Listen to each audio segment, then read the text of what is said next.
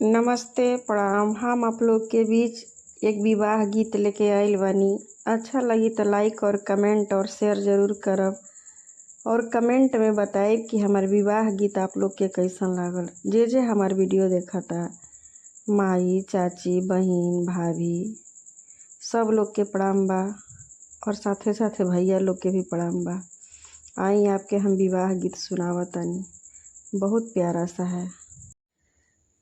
कवना नगरिया से अइले बरियतिया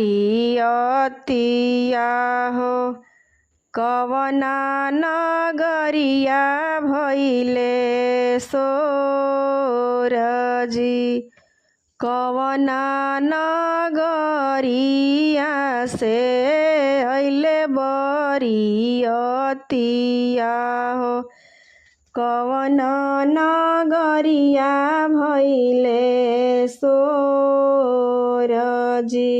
अवध नगरिया से अइले बरियतिया हो, जनक नगरिया भइले सोरजी,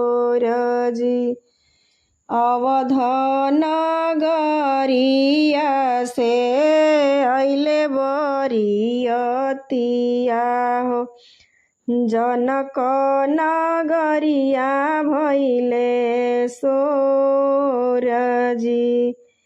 के करे द्वारे सखी उतरे बरतिया हो, के कर माळावाय जोरजी, के करे द्वारे सखी उतरे बरतिया हो, के कर माळावाय जोरजी, अवध नगरिया से अइले बरतिया हो, जनक नगरिया भइले सोरजी,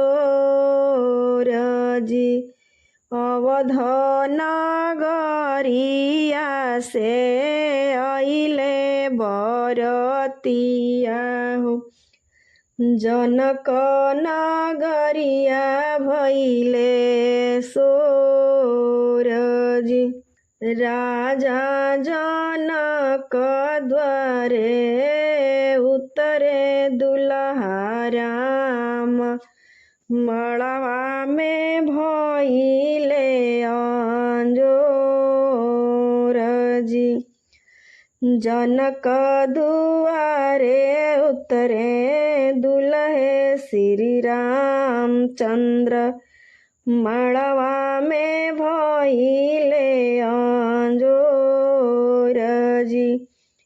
के कर द्वारे बजे बरहो बजनावा हो, के कर द्वारे बजे सहनाई जी, के कर द्वारे आवे सजली बरतिया हो, के जे करे अगुआई जी, के कर आवेले सजली बरतिया हो, के करे लाय अगुआई जी,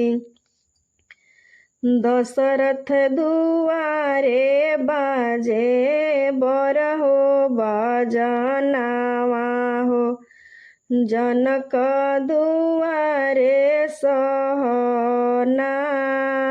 जी, जनक दुआरे आवे सजली बरतिया हो, जनक दुआरे आवे सजली बरतिया हो, सरवा जे कर अगुआई जी, के करे जे शोभेला जामा से जोड़ा हो।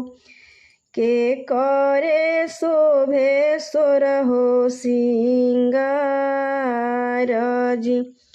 के करे शोभेला जामा से जोड़ा हो। के करे शोभे सोरहो सिंगार जी। के करे ही शोभेला चंदन तिलकिया जी। राम के शोभेला जामा से जोड़ा हो। सीता के लाली चुनर जी। राम के शोभेला जामा से जोड़ा हो। सीता के गोटेदार चुनर जी। के करे ही होई है हो आजु पर छनावा हो। के करे ही होई है कन्यादान जी। के करे ही होई है हो आजु पर छनावा हो। के करे ही होई है कन्यादान जी। राम जी के होई है हो आजु पर छनावा हो। सीता जी के होई है कन्यादान।